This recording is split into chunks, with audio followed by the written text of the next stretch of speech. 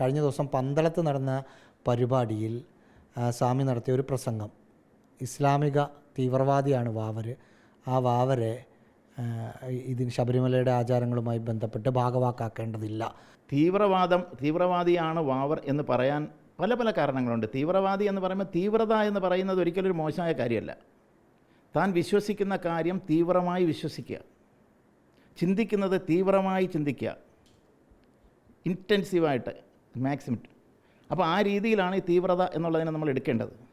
തീവ്രതയുടെ പിന്നിൽ ഒരു വിദ്വേഷമോ അത്തരത്തിലുള്ളൊരു വികാരമോ ഒന്നും തന്നെ നമ്മൾ ആരോപിക്കേണ്ടതില്ല. അതിന് അടിസ്ഥാനമില്ല. പിന്നെ വാവരെ സംബന്ധിച്ച് പറയുമ്പോൾ അങ്ങനെ പറയാനുള്ള കാരണം, നിങ്ങളൊക്കെ സിനിമ കണ്ടിട്ടുണ്ടാവും പണ്ട്, വാവരും അയ്യപ്പനും, അതുപോലെ സ്വാമി അയ്യപ്പൻ. ഇതിലൊക്കെ വാവരെ പറ്റി പറയുന്നുണ്ട്.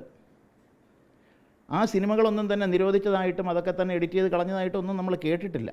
അതിൽ ഞാനും കേട്ടിട്ടുണ്ട്.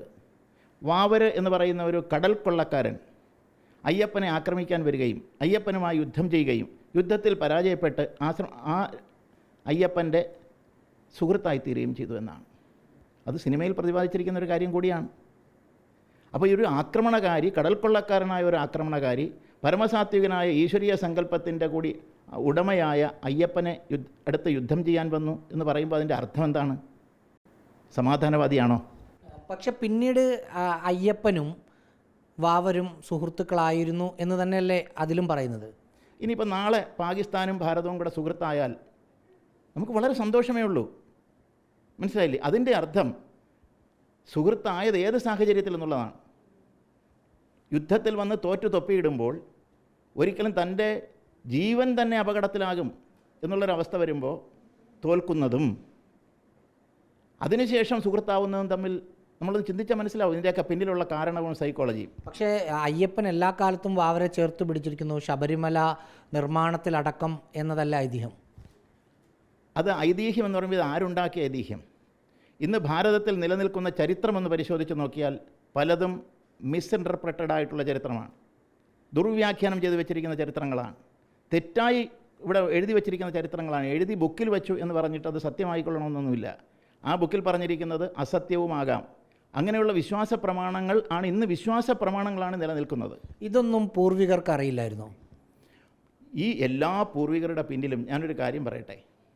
പൂർവികരെന്ന് പറയുമ്പോൾ 100, 200, 300, 500, 1000 വർഷങ്ങൾക്ക് മുമ്പുള്ളവരൊക്കെ ഇവിടുത്തെ പൂർവികർ തന്നെയാണ്. ഇവിടുത്തെ ബ്രിട്ടീഷുകാർ ആക്രമിക്കാൻ വന്നപ്പോഴും പൂർവികർ ഇവിടെ ഉണ്ട്. മുഗളന്മാർ ആക്രമിക്കുമ്പോഴും നമ്മുടെ പൂർവികരുണ്ട്. അവർക്കിവിടെ ആശ്രയം കൊടുത്താൽ, അഭയം കൊടുത്താൽ, അവരെ നമ്മൾ സുഹൃത്തായി സ്വീകരിച്ചാൽ ഭാരതം നമ്മൾ അടിമകളാകും എന്ന് അവർക്കറിയില്ലായിരുന്നോ? അവരുടെ ചവിട്ടുകൊള്ളേണ്ടി വരും, തുപ്പലേൽക്കേണ്ടി വരും.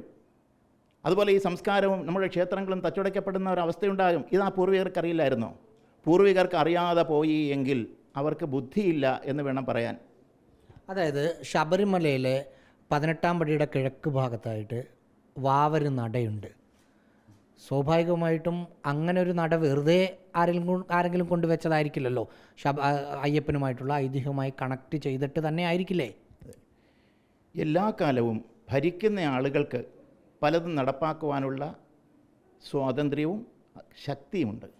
അതനുസരിക്കപ്പെടേണ്ടി വരുന്ന ഒരവസ്ഥ ഇവിടുത്തെ ജനതയ്ക്കുമുണ്ട്. അത് എതിർത്ത് തോൽപ്പിക്കാൻ കഴിയാതെ വരുന്ന ഒരു സാഹചര്യവും ഉണ്ട്. എല്ലാ കാലത്തും എല്ലാ രാജ്യത്തും ഉണ്ട്. അതുപോലെ അന്നും ഇതിനെ എതിർക്കുന്ന ആളുകളുണ്ടായിരുന്നു. പക്ഷേ അവരുടെ എതിർപ്പൊന്നും തന്നെ യാതൊരു തരത്തിലും ഫലപ്രദമായി പ്രകടിപ്പിക്കാനോ അതുപോലെ നടപ്പാക്കാനോ കഴിയാത്ത സാഹചര്യമുണ്ടായിരുന്നു. അതാണ് ഭാരതത്തിലെ ചരിത്രം നോക്കിയാൽ തന്നെ നമ്മൾ. ഞാൻ ചോദിക്കുന്ന വാവര് നട എങ്ങനെ വന്നു? അതൊക്കെ ഈ പറഞ്ഞ നിക്ഷിപ്ത താല്പര്യങ്ങൾ പരിരക്ഷിക്കുന്നതിന് വേണ്ടിയിട്ട് ഒന്ന്.